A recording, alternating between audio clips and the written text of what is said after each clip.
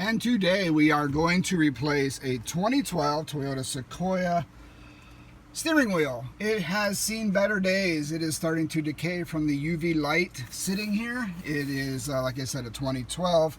We found a replacement thanks to another YouTube guy's channel right here. It is black with a sporty wheel. You'll see it better when I take it out of the plastic. Perforated leather. We're going to put that guy on. But first things first, we do have an airbag in here, so we are going to walk out here, and I've already done it, is disconnect your negative terminal, and I wrap it in a towel just in case it moves. It just won't arc, and that you want to have that disconnected. The Toyota Sequoia service manual says to disconnect the negative terminal, the cable from the battery, and give it at least 90 seconds. It's been like 10 minutes. I just give it a lot longer because you do not want, obviously, this thing to trip and, you know, boom, in your face, right? You don't want that. So it's been a while. And first thing we're going to do is take off the actual bag, the cover plate right here, right there. And what you do is on the Lexuses and Toyotas, they do have these little side covers on both sides. And I will get a plastic shim tool, a plastic pry tool, and pop these out. All right, those covers pop right out. I got in behind it right here. Boom, pop them right out. And in here you'll see a Torx right there where my finger is. Torx 30. And that's on both sides. And that will release the pad with the airbag. Here is the right side with the cruise control knob, and it just pops off, and there's your Torx 30 on the right side. All right, using the T30 on this bolt, it's got little holders in, so the bolt will not fly out. There's little flanges here, so just loosen it, and it's going to be not able to be extracted at this point. Just a heads up on that. So right there, there's little lips. So it's loose as I can get it, and I'm going to take off the old pad here. All right, the pad comes right out. Can I do this one-handed? And then there you go. You got the airbag. Two wires. You don't want those to, you don't want those to arc. So they'll take those out next. And then you got the horn right here down where my pinky is. The old horn thing, and there's a little tab holding that on. So that's what you want to take off next here. So that came out pretty easy. And they got torque markings on the screws here, so when they put them in at the factory. So all right, what I'm going to use here is a flathead and lift those tabs up and disconnect these two connectors. And what you do, get your flathead under here and just lift up on that yellow piece there. Same with the other one. There you go, just nice and easy. You can see the profile, and then just disconnect those, and they just pull right out. There you go. All right, there's your airbag disconnected. This horn cable has a little tabby right here. See my thumb? And you just push that in and it slips right off the connector. All right, there you go. What I do now is picture everything. So then if you forget where stuff goes, you have a video or a photo reference. So I'm noticing all my screws.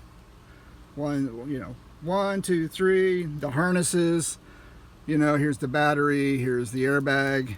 Here's how the cables are wrapped, looped, wire cleanup. And there's this one too.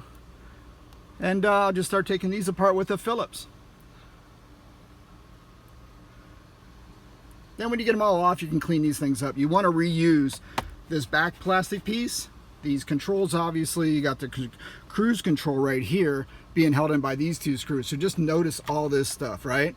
Just be aware. And the pro tip is make sure your steering wheel is straight for reference, straight as possible, because you want to put this new one back on and make sure it's lined up. All right.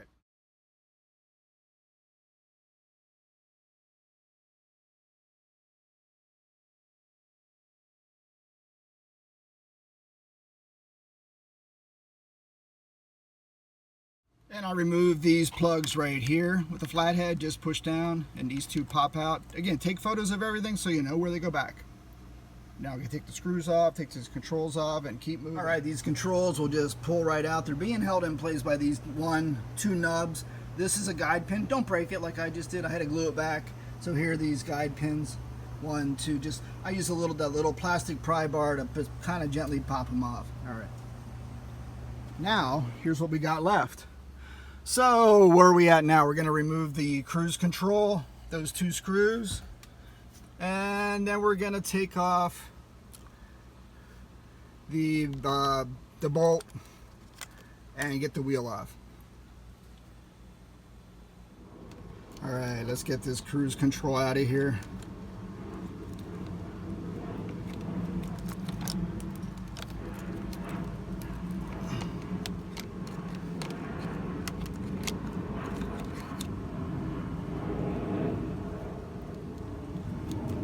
Got this little wire clip right here. There you go. And we'll save that and put it on the new one in a sec. All right, now let's get this bolt off. All right, undo the main bolt here. This is a 19 millimeter, and in my service manual it says it torqued to 37 foot-pounds. So just take this off. Do not lose it.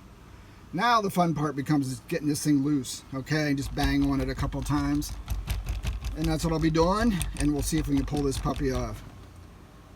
All right, we got the steering wheel finally loose. A lot of tapping, but try not to break anything. I had to bring out the rubber mallet and just, you know, start tapping on it. Maybe 1 or 2 medium whacks. And I actually put in, I just went with my old favorite PB Blaster, let it sit for 5 minutes, and I hope that helped break it. I don't know what's holding this thing, but anyway, done. All right, let's get this off. We'll transfer the hardware, the controls to the new wheel and continue. All right, there is the removed wheel. All that was holding it on were these tabs right here.